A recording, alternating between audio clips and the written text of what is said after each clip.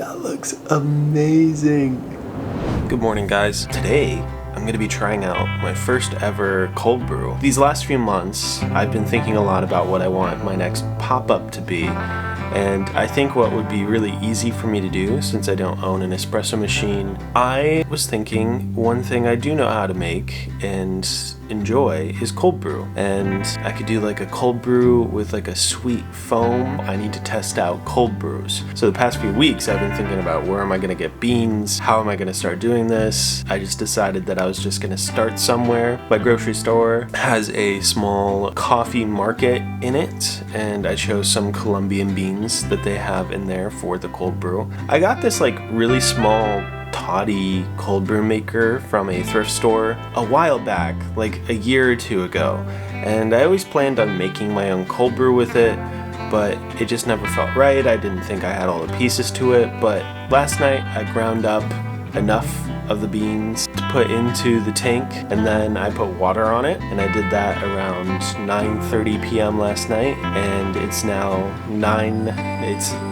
about 10:30. And the thing about cold brew is that you want it to sit for like 12 to 24 hours. Somewhere within there, that's when the beans that you're using is going to taste best. And I'm thinking 12 to 14 hours is where I want to start. So that's really what I have to test out. I'm going to be pulling this at about 14 hours and giving it a shot. It's going to be my coffee of the day. So I have about 30 more minutes until I can pull it, and I'm pretty excited to try it. Go to the kitchen and pull the cold brew. Okay, so this is the little toddy maker that has all the coffee in it. The only problem about thrifting it is that it did not have a lid, so I'm using a salad bowl lid that was kind of like the same radius to weigh down the saran wrap that I have on it. It sat out on the counter for almost 14 hours now. Now it's time to put it all into this decanter.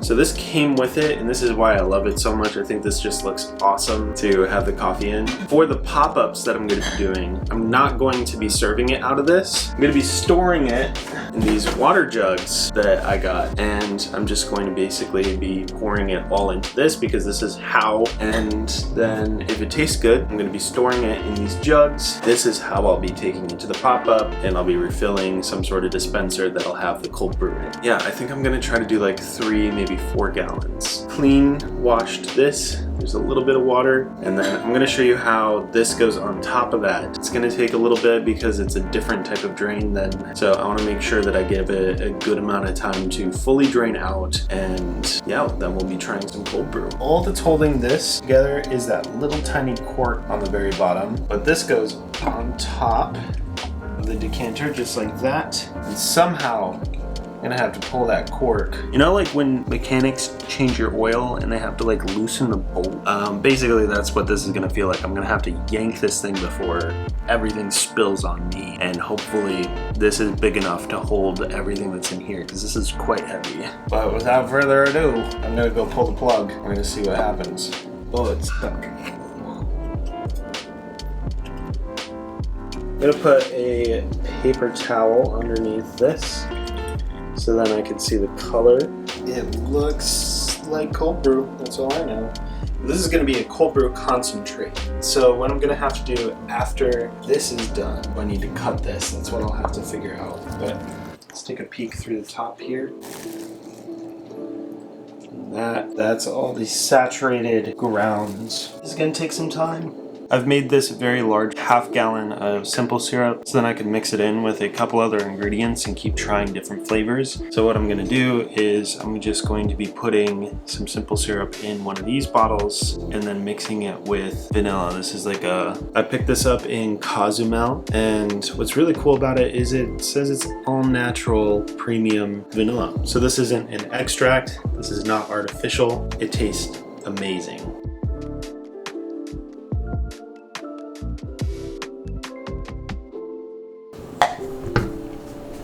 That thing is taking an incredibly long time to finish, so I actually just want to taste what is in there because now it is almost noon.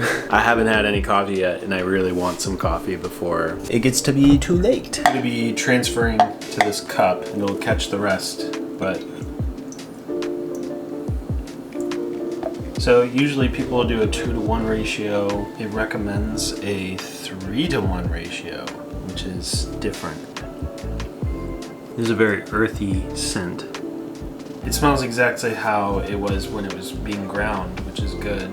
And it looks so thick. I feel like you can always tell the density of a coffee based off of its foam. If it looks like watery or white, then it's not so dense, but you can see that these are clearly like a yellow tan tint. Very, very, very concentrated. It looks super dense. There's no light getting through that. It's gonna be good cold brew. Can't wait to try it. So I'm going to start by just pouring a small amount into this cup and giving it a shot and see how I feel about it. This is cold brew concentrate, so it's going to be very, very, very strong. Probably because I haven't had coffee, that like woke me up right away. That definitely needs to be cut. So now we get to be scientific and try a couple different variations and see what works best. I want to try a 1-to-1 ratio. 1 part cold brew, 1 part water. 1-to-1. Still really, really strong, but not too bad. Okay, from here I'm gonna do an easy 2-to-1. 2-to-1 ratio. I think that that's where we stand. A 1-to-1 is really strong cold brew, which is something I do like every now and then, but I think a 2-to-1 is good. It loosens it up just enough where it still tastes like coffee. What happens when you put too much water in coffee is like it just tastes like you're tasting like bad water. You want it to still taste like coffee. This is probably where I'm gonna land. This is the best. I really do like the 1-to-1, but just to make this last longer and to make more of a product every single time I do this, because like I don't want to waste any coffee. I think this is my new recipe. 2-to-1 ratio every time I make cold brew. I'm gonna rinse this out and I'm going to make myself a full drink. With the vanilla stuff that I made, I still have a little bit of the test run that I did. I'm gonna use that and I'm gonna mix it with some oat milk to make like a foam, and I guess my goal is to have like a cascading foam on top of some nice cold brew, and that's gonna be my drink. Let's do it.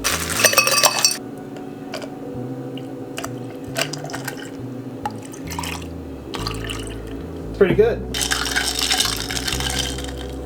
We're gonna make our foam. Oatly, oat milk, and my homemade vanilla syrup. And I'm going to whisk it with one of these. And you just want to incorporate air into this, and then we're gonna pour it on top of this. The fun part. Slowly pour it on top. That looks amazing.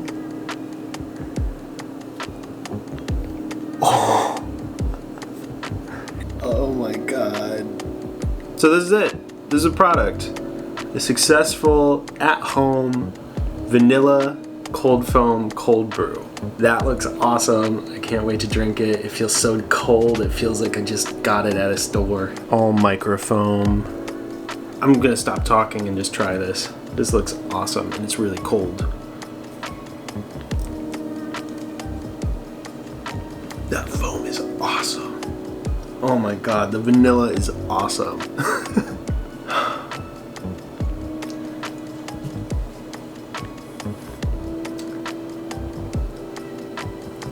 Awesome. Well,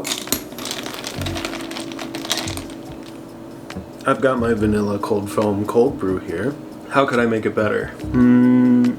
I want to try different beans next time, but I have quite a lot of concentrate now. I'll probably be drinking this throughout the next week, sharing it with some friends. After that, I'm gonna try a different type of bean. Just want to find something that's like a little bit more dark chocolatey. This one is definitely a little bit more like an earthy flavor, which isn't bad. It's good coffee, and it's definitely giving me the caffeine that I need. Not much more I could ask for.